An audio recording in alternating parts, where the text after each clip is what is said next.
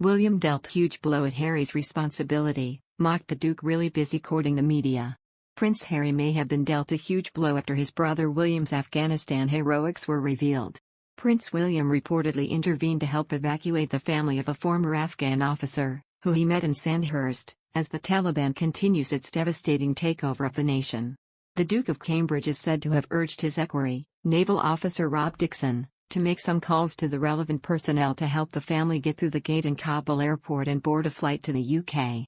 Harry also attended Sandhurst, where all officers in the British Army are trained to take on the responsibility of leading their soldiers.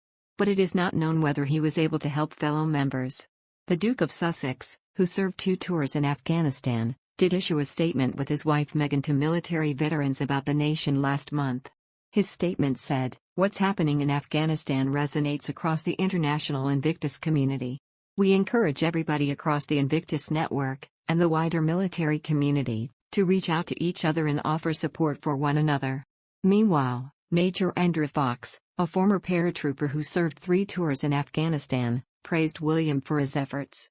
Mr. Fox, who has been helping interpreters flee Afghanistan, added he had been hearing many stories about officers on the ground helping people that they knew from Sandhurst. He told, "I myself got too paranoid to rush out into the crowd and grab someone for me. It's fully in line with what we get taught in the Army in terms of values, loyalty, respect for others, all that good stuff. We're trained to help where we can." The situation was so chaotic and was so, frankly, mismanaged, that people would do whatever they could to get out. Prince Harry, a veteran of 2 frontline tours to Afghanistan, has broken his silence on the fall of the country to the Taliban. Harry, in a statement posted on social media by the Invictus Games Foundation, the Paralympic-style sporting championships he launched, urged vets to support each other and said the events unfolding in Afghanistan resonate with the community of injured former service personnel who make up the Invictus community.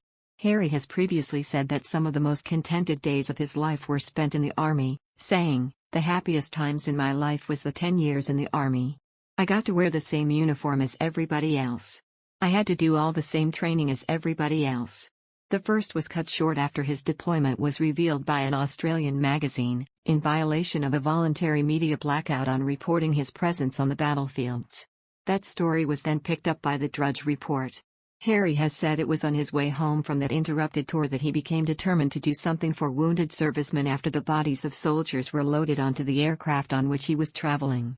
Harry said, "In February 2008, I was forced to leave Afghanistan.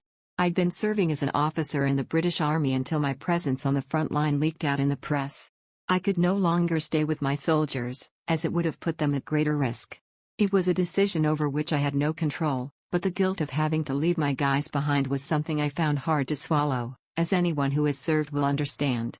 It was that flight home from Afghanistan which put me on the path to create the Invictus Games."